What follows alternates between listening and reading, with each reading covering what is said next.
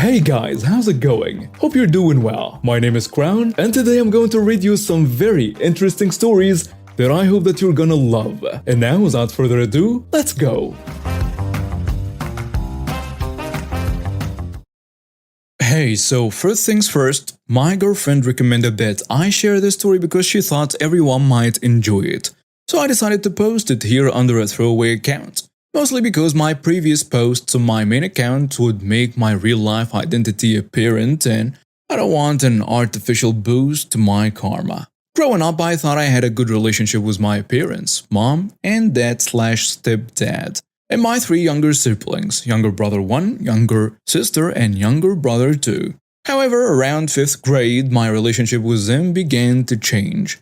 I had always excelled at school, so my parents sent me to a private school with excellent test scores and good college placements for students. My last year there, I was excited to go on a private middle school that all my friends and I had been accepted into. Unfortunately, at that time, my parents sat me down and explained that they did not have the money to pay for my tuition and had to withdraw younger brother 1 and younger sister's applications to the elementary school I had attended for the same reason. So I will be enrolled in a local public middle school for the following year. Towards the end of the 5th grade, we were doing a science class and my teacher started our introduction to genetics unit. That lesson has stayed with me since because my appearance is so different from my parents. As of now, I'm in my 20s and share literally no features with my mom. So I began asking my teacher some very difficult questions about genetics in class. After answering which traits tend to be dominant, she realized where I was going and immediately shut me down. Over that summer, I read pretty much every book I could on the subject before I did something foolish.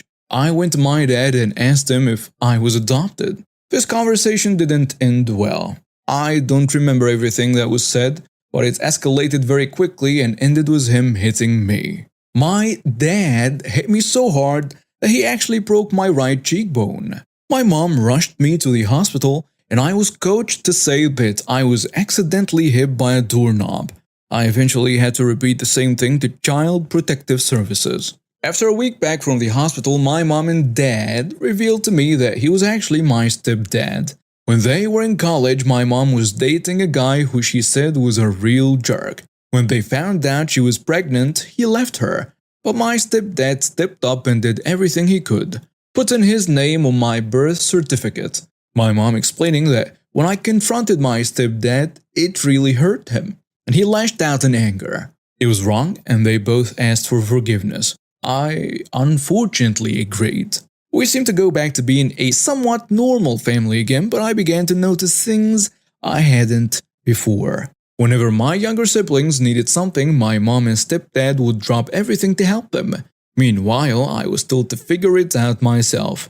For birthdays, I would get to next to no attention, usually just a hug from my mom. I didn't even get a cake after I turned 6. Meanwhile, my siblings would get a party with all the works. My stepdad would come back from work and wanted nothing to do with me. Even as a little kid, I was a massive nerd who wanted to go to museums and do all those nerdy kid things and had zero interest in sports. My brothers were the exact opposite, and he spent much of his free time playing or watching sports with them. If my brothers wanted to go to see a game or something, my stepdad would move heaven and earth to bring them and usually drag me along. If I wanted to see the new Devonian fossil exhibit at the local museum, there was no way I could go because he was busy. Once he even told me, "Sorry, but that basketball game took up your entire entertainment budget this month." By the way, that was the same game where, when he saw that I brought my copy of Cosmos, he threw it out because I shouldn't have brought a book to a family event. There were several more things my parents did that showed their favoritism when I was younger.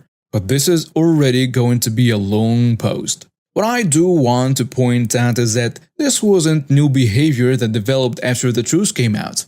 It had been ongoing over the years, and I just chalked it up to me being the eldest sibling. Middle school was absolutely terrible. I was and still am an introvert who would usually rather be by myself reading than talking to people.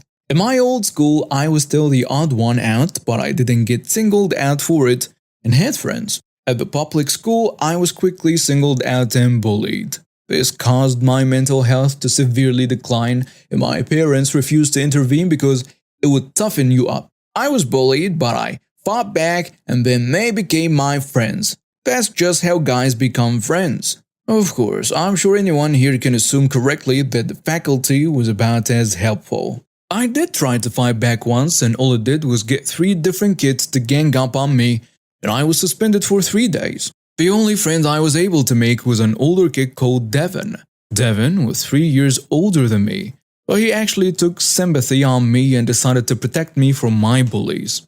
Over the next 3 years, my situation at home quickly began to decline. My younger siblings had picked up on my parents' apathy and my decreased confidence and began to harass me. If they wanted something I had, they took it. They would call me names and play pranks on me. When I told my parents, they told me I needed to lighten up, and needless to say, this did not help my situation. My parents also became extremely harsh on me, and I did get beaten from time to time. Towards the end of my first year of middle school, I came home from the library and I saw a letter from the middle school I wanted to go to. I immediately opened it, and it was a letter declining the application for younger brother 1 and younger sister. I did not see anything for me, so I went to my parents. They punished me for opening their mail. But when I pushed it, they told me that younger brother 1 and younger sister did more to deserve going to that middle school. Mind you, at this time and before, I had near perfect grades. When I argued that if they could afford to send younger brother 1 and younger sister, then I should have been able to go. I was beaten for talking back and opening my parents' mail. I will be honest, during this time I did try self-harm, and whenever I did, my situation would briefly improve. I became the center of my parents' world. Teachers would intervene to stop the bullying, and even some of the kids at school would begin to be friendly to me. But after a week, things would quickly slide back. The only person who was actually there for me in my life was Devin. One day, during the early part of 8th grade, I broke down and told Devin about my biological father. I had been having thoughts about why he abandoned me when he found out. How it was partially his fault that my life was the way it was. There was a lot else I said, but that was a key part. During my venting session, I revealed that my mom had let my dad's first and last name slip recently, and I knew his name. So Devin offered to help me research my dad. That day, Devin and I went to his house and began to essentially cyber-stalk him. My biological dad still is, a college professor at a research university about 200-ish miles from where we lived. We also found that he was married, and I learned that I had another younger sister and my stepmom was pregnant. That night, Devin and I hatched a plan, which we would carry out the following day. I came to school, and as soon as I stepped off the bus, I went to the high school student parking lot and got into Devin's car, and we left. We arrived at the university around noon.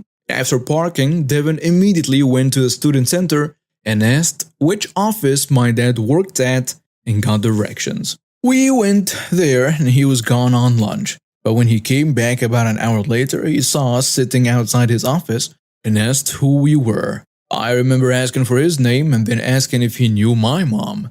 When he confirmed both, I told him who I was and that I believed I was his son. I just wanted to say, as cheesy as it sounds to me looking back, it was Devin who coached me on that. He probably just watched the bad Hallmark drama or something like that. I remember that he immediately hugged me warmly and started saying, "Oh my God," over and over. He immediately brought us into his office to talk and cancelled his classes for the day. After that, Devin left and my dad took me home and introduced me to his family. My stepmom was surprised. She knew my dad had a son, but a 13-year-old popping out of nowhere is kind of a surprise. Then they explained what happened. According to my dad, he was dating my mom during their senior year of college when she told him she was pregnant. He and my mom were having problems in their relationship, and he suspected she was cheating on him. He was planning on breaking up with her when she told him, and he honestly suspected that it was an attempt to stay together. So he told her that he would be willing to do a paternity test and co-parent, but that he refused to be in a relationship. It turns out that my mom was cheating on him with my stepdad, and when he had a much more positive response, she got contact with my dad. When my dad married my stepmom, he told her that he might have had a child, and they decided to look my mom up on Facebook and saw a few pictures of me. Remember how I have no significant features with my mom or stepdad? It turns out I look almost identical to my dad, so he knew immediately. He had reached out to my mom via Facebook, but she immediately blocked him. He had considered getting a lawyer, but figured it would be nearly impossible to get custody or even visitation rights without a paternity test, which my mom and stepdad could have blocked. I told him everything that my mom and stepdad had put me through, even more than what had been said above. When I finished, I was crying, and my stepmom was consoling me, and after it was all out, my dad wordlessly stood up, went into the next room and called a lawyer, and then called the police. The police, social services, and child protective services all showed up and took me into custody. To summarize everything, I was taken out of my mom's and stepdad's custody and became a temporary ward of the state. A paternity test was taken and it confirmed everything that my dad told me. Then I was placed into my dad and stepmom's care, and I was given a restraining order until I reached the age of 18. I won't pretend that everything was perfect. Looking back on it, I did cause some strain on my dad's marriage because he immediately favored me over my half-siblings. My dad and stepmom did recover and they placed sensible boundaries. I was enrolled in a much better school where I was able to make real friends. I never forgot Devin. We stayed in contact, but due to the distance, our contact isn't as consistent as it used to be. We still talk regularly though. Devin is doing well. After high school, he became an underwater welder for an oil company, which apparently pays really well. We have met for drinks and to catch up. I asked him why he protected me and he said he wasn't sure, but for whatever reason, when he saw me getting bullied, it just caused something to snap. He also said that he kinda saw me as someone who needed the big brother figure in his life and that it was the right thing to do. After high school, I went on to college and was fairly popular as my confidence had been completely rebuilt. I majored in biology and minored in geology. I'm currently a PhD student working in paleontology. I love it. I get to go on university-sponsored digs. Normally, they are in the United States, but last year I got to South Africa and Namibia. My mom and stepdad reached out to me a few months ago to try and get me to help tutor younger brother 2 and younger sister. Younger sister had dropped out of college a few years ago because it was too difficult for her, although she wanted to go back and finish her program. And younger brother 2 wants to get into a good college next year but doesn't have the grades, but wants help studying for the standardized tests. During that conversation, I noticed my heart was beating out of control and that I was having difficulty breathing. I'm certain it was a panic attack, but I had never had anything like that, so I just hung up on my mom and sat on a couch. The following day, I began to receive a couple of texts from my mom's kids asking for help and blocked all their numbers. Afterward, I didn't hear from them until I received a barrage of emails from them on my university email. Essentially, they were apologizing for how they treated me and wanted to fix things so we could be a family. Originally, I had decided that I wanted to send an email back telling them that I wanted no further contact and that even hearing from them was causing a traumatic response over a decade later, and that I feel the only reason they are reaching out is that they want a free tutor. I never sent it. Instead, I decided simply to block them. In April, I went on a dig in Texas and received a call from the police telling me they had been called to my apartment because they had been told that someone had broken in. It was younger brother 1 trying to get in contact with me. I told the police he was not supposed to be there and that I would like trespassing charges pressed. As it was a first offense, he was able to plea bargain it down to 100 hours of community service. I got back home at the end of May and I haven't heard from them yet. I think they got the idea and decided to stop contacting me. Regardless, I have a strong relationship with my dad. We have spent a long time building that relationship and making up for lost time. I have a good relationship with my younger half-siblings from my dad and stepmom.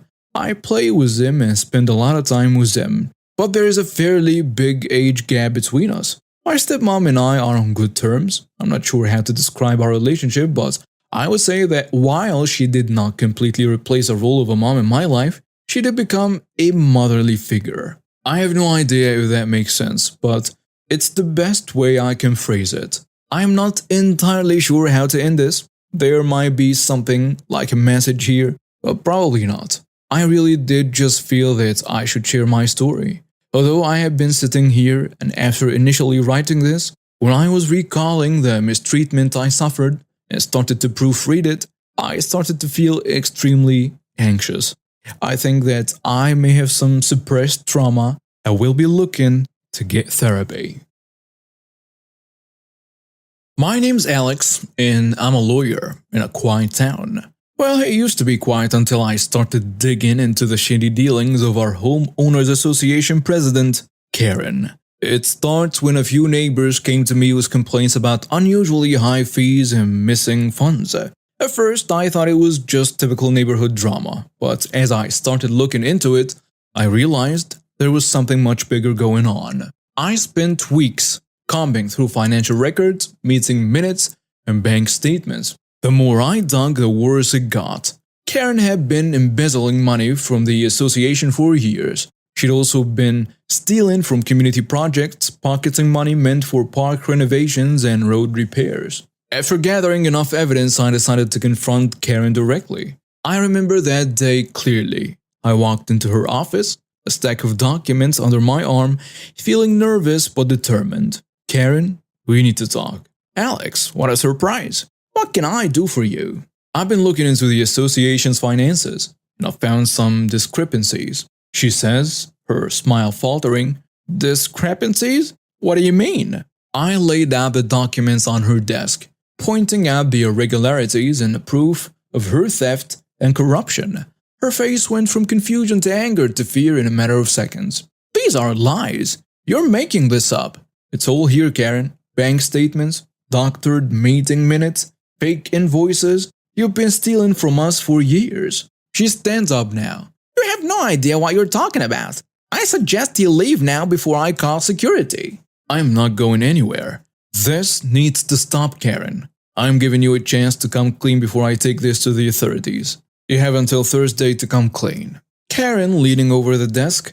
You're making a big mistake, Alex. You have no idea who you're messing with. I left her office that day feeling uneasy. I knew Karen wouldn't go down without a fight, but I had no idea how far she was willing to go. For the next few days, everything seemed normal. I continued my regular work at the law firm, but I couldn't shake the feeling that something was off. I kept looking over my shoulder, half expecting to see Karen or one of her cronies following me. It was a Wednesday night when everything went to hell. I was driving home from a late night at the office, the roads mostly empty. As I approached the dark stretch of road near the edge of town, I noticed a car parked on a shoulder. I slowed down, debating whether I should stop to help. That moment of hesitation probably saved my life. As I got closer, I saw movement in the shadows. Suddenly, the night exploded with a sound of gunfire. Bullets peppered my car, shattering windows and tearing through metal.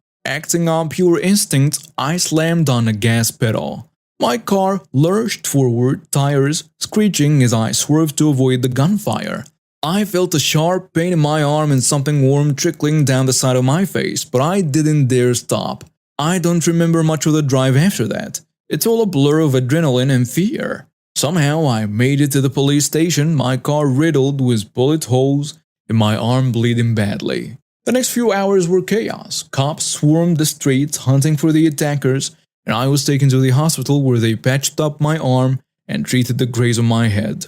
It turns out I was luckier than I thought. The bullet had just barely missed my skull. By morning, they had caught the hitmen, two guys with long criminal records and ties to organized crime. It didn't take long for them to start talking, and what they said shocked everyone. The detective sitting across from me in the hospital room, Mr. Collins, we've got some information about your attack. It seems it was ordered by Karen. Me, stunned. Karen? The HOA president? The same. Apparently, she hired these guys to take care of you. I can't believe she'd go this far. I knew she was corrupt, but attempted murder? People do desperate things when they are cornered. We're bringing her in for questioning now. Karen, the seemingly perfect Homeowners Association president, arrested for embezzlement, corruption, and attempted murder. The trial that followed was a media circus. Reporters camped outside the courthouse, neighbors gossiped endlessly, and I found myself at the center of it all. I testified about my investigation, the confrontation in Karen's office, and the terrifying night of the attack. The evidence was overwhelming. Bank records, witness testimonies, and the hitman's confessions all pointed to Karen's guilt. I'll never forget the look on Karen's face when the verdict was read. She seemed to age years in those few moments, her carefully maintained facade crumbling away. The judge says, "Karen, this court finds you guilty on all charges. You are hereby sentenced to 25 years in state prison." In the weeks that followed, I worked with the remaining Homeowners Association members to untangle the mess Karen had left behind. We set up new financial controls and elected new leadership. It wasn't easy. Some people were angry that they hadn't noticed what was happening right under their noses. Others were embarrassed they had been defending Karen for so long. But slowly, things started to improve. I still have nightmares sometimes about that night on the dark road. The sound of gunfire, the shattering glass, and the fear that gripped me as I fled for my life. But I'm still practicing law, still fighting for justice in my own small way. And every time I drive down that stretch of road where the attack happened, I remember how close I came to losing everything. It reminds me to be grateful, to be vigilant, and to never stop fighting for what's right. And now we have reached the end of today's stories. Thank you for watching and see you next time.